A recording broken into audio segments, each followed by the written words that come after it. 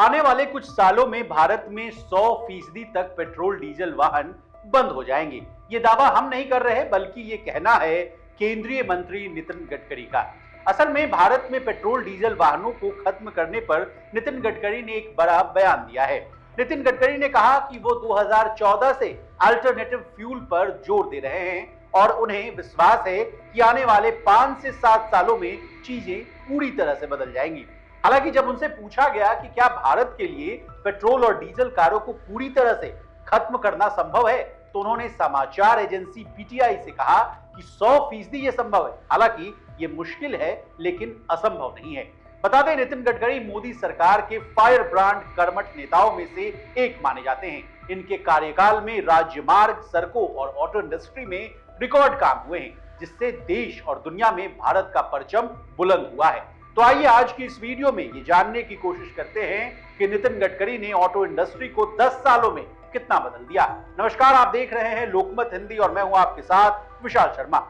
केंद्रीय मंत्री नितिन गडकरी पारंपरिक ईंधन यानी पेट्रोल डीजल पर देश की निर्भरता को कम करने के लिए हाइड्रोजन, फ्लेक्स ईंधन, बायोफ्यूल आदि जैसे वैकल्पिक ईंधन का उपयोग करने पर जोर दिया है।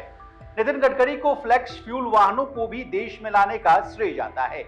इन वाहनों में एक आईसीई होता है और ये 83% तक गैसोलीन और इथेनॉल के मिश्रण पर चलने में सक्षम होते हैं। इसके अलावा देश में नए मोटर व्हीकल एक्ट लाने का भी श्रेय नितिन गडकरी को जाता है।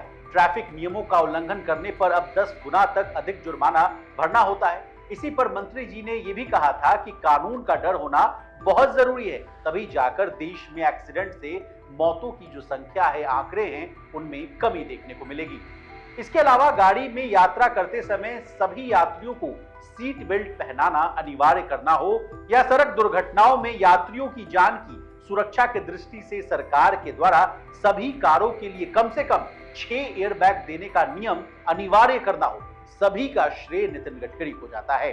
देश में पेट्रोल, डीजल और सीएनजी वाहनों के बाद इलेक्ट्रिक व्हीकल्स पर काफी जोर दिया जा रहा है। इलेक्ट्रिक व्हीकल इंडस्ट्री को बूस्ट देने और आम जनता की सहूलियत के लिए केंद्र सरकार ने इलेक्ट्रिक वाहनों पर सब्सिडी देना भी शुरू किया है। फेम 2 सब्सिडी के बाद 1 अप्रैल 2024 से 500 करोड़ रुपए की इलेक्ट्रिक मोबिलिटी प्रमोशन स्कीम, यानी जिसको आप ईएमपीएस के नाम से जानते हैं, उसको भी शुरू किया गया है। अगला बड़ा ऐतिहासिक फैसला स्क्रैप पॉलिसी को माना जाता है। सरकार की इस नीति से न केवल ऑटोमोबाइल इंडस्ट्री को बूस्ट मिला बल्कि इससे रोजगार के कई अवसर भी पैदा हुए। केवल यही नहीं, स्क्रैप पॉलिसी के आने से ऐसे वाहनों को सड़कों से हटाने में भी मदद मिल रही है जो वातावरण यानी एनवायरनमेंट को प्रदूषित कर रहे थे। स्क्रैप पॉलिसी के तहत सरकार न केवल रोड टैक्स पर छूट देती है बल्कि इसके अलावा नई वाहन यानी न्यू व्हीकल्स परचेज करने पर भी डिस्काउंट का फायदा मिलता है। इन इलेक्ट्रिक वाहनों को चार्ज करने के लिए भी देश को पहला इलेक्ट्रिक हाईवे भी नितिन गडकरी ने दिया, जहां इलेक्ट्रिक वाहनों के लिए एक अलग से लेन बनाया गया। इस हाईवे पर इन वाहनों को चार्ज किया जा रहा है। गाड़ियों की सुरक्षा को रेटिंग देने वाली संस्था ग्लोबल एनसीएपी की तर्ज पर देश के पास अपनी ऐसी संस्था यानी भारत एनसीएपी हो गई। इसका श्रेय भी नितिन गडकरी को ही जाता है। इसके अलावा सरकार ने वाहनों के लिए नए एमिशन नॉर्म्स को भी लागू किया।